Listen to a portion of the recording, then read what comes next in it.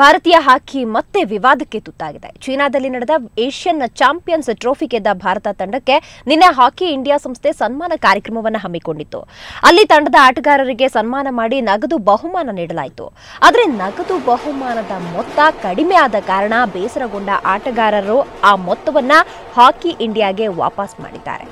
Champion ಆದ ತಂಡಕ್ಕೆ ಕೇವಲ 25,000 ಬಹುಮಾನವನ್ನ ನೀಡಲಾಗಿತ್ತು.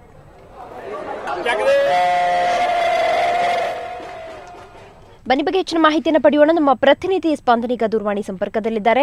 ಸ್ಪಂದನ್, ರಾಷ್ಟ್ರೀಯ ಕ್ರೀಡೆಯ ಕ್ರೀಡಾಪಟುಗಳಿಗೆ 25,000 ಸನ್ಮಾನನ ಅವಮಾನನ ಯಾವ ರೀತಿಯ ನಿರ್ಧಾರ ಇದು ಅಂತ? ಖಂಡಿತವಾಗ್ಲೂ ದಿವ್ಯಾ, ಭಾರತೀಯ ಹಾಕಿಗೆ ಇದೊಂದು ಅವಮಾನ ಅಂತಾನೆ ಹೇಳ್ಬೋದು. ಇದರಲ್ಲಿ ಯಾವುದೇ ಸಂಶಯ ಇಲ್ಲ. ಚಾಂಪಿಯನ್ ಅದ ಚೊಚ್ಚಲ ಬಾರಿಗೆ ನಡೆದಂತ ಟೂರ್ನಿಯಲ್ಲೇ ಭಾರತ ಚಾಂಪಿಯನ್ ಆಗಿ ಹೊರಹೊಮ್ಮಿತ್ತು. ಅದು ಸಾಂಪ್ರದಾಯಿಕ ಎದುರಲ್ಲಿ ಪಾಕಿಸ್ತಾನವನ್ನ ಬಗ್ಗುಬಡಿದು ಭಾರತೀಯ ಏಷ್ಯನ್ ಹಾಕಿ ಚಾಂಪಿಯನ್ಸ್ ಟ್ರೋಫಿ ಯನ್ನ ಎತ್ತಿಡಿದಿತ್ತು. ಆ ಒಂದು ತಂಡ ಮೊನ್ನೆ ರಾತ್ರಿ ದೆಹಲಿಗೆ ಬಂದಿಳಿದಾಗ ಒಂದು ಅದ್ದೂರಿ ಒಂದು ಸ್ವಾಗತವನ್ನ ಮಾಡಲಾಗಿತ್ತು.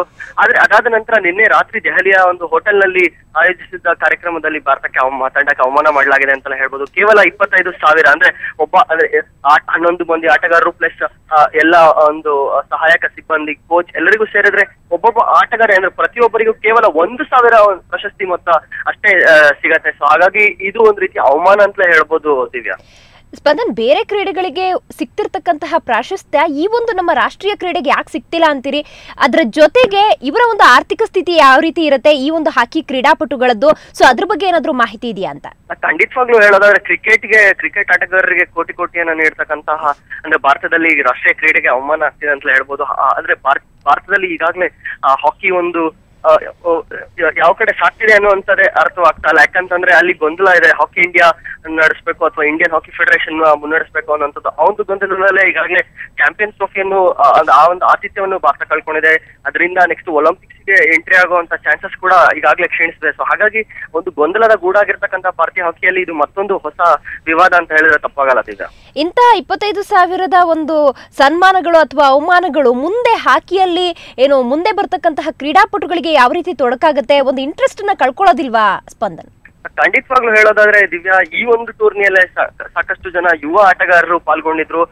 ಅದರಲ್ಲಿ ಯುವರಾಜ್ ವಾಲ್ಮೀಕಿ ಅನ್ನುವಂತ ಒಬ್ಬ ಆಟಗಾರ ಅಂದ್ರೆ ಫೈನಲ್ ಪಂದ್ಯದಲ್ಲಿ ಪ್ರಮುಖ ಪಾತ್ರವನ್ನ ವಹಿಸಿದ್ದ. ಪೆನಾಲ್ಟಿ ಶೂಟ್ಔಟ್ ನಲ್ಲಿ ಗೋಲ್ ಗಳಿಸಿ ಭಾರತಕ್ಕೆ ಗೆಲುವನ್ನು ತಂದುಕೊಟ್ಟಿದ್ದ. ಆ ಒಂದು ಆಟಗಾರ ಸಾಕಷ್ಟು ಕಷ್ಟದಿಂದ ಮುಂದ್ ಬಂದಂತವನು. ಅಂದ್ರೆ ಪ್ರತಿದಿನದ ಒಂದು ಊಟಕ್ಕೋಸ್ಕರ ಸಾಲ ಮಾಡಿ ಊಟ ಮಾಡುವಂತ ಪರಿಸ್ಥಿತಿ ಆತನ ಮನೆಯಲ್ಲಿ. ಆ ರೀತಿ ಆಟಗಾರ ಒಂದು ಭಾರತ ತಂಡವನ್ನ ಪ್ರತಿನಿಧಿಸ್ತೀನಿ ಅಂದಾಗ ಸಾಕಷ್ಟು ಅವನ ಉತ್ಸಾಹ ಇತ್ತು. ಆ ಉತ್ಸಾಹ ಕ್ಷೀಣಿಸುತ್ತೆ ಖಂಡಿತವಾಗ್ಲೂ. ಅಂದ್ರೆ ಎಲ್ಲ ಇತರ ಆಟಗಾರರು ಮುಂಬರುವ ಅಂದ್ರೆ ಯುವ ಆಟಗಾರರಿಗೂ ಕೂಡ ಸಾಕಷ್ಟು ಇದು ಬೇಸರ ಮಾಡಿದೆ ಅಂತ ಹೇಳ್ಬೋದು. ಓಕೆ ಸ್ಪಂದನ್, ನಿಮ್ಮೆಲ್ಲ ಮಾಹಿತಿಗಾಗಿದೆ.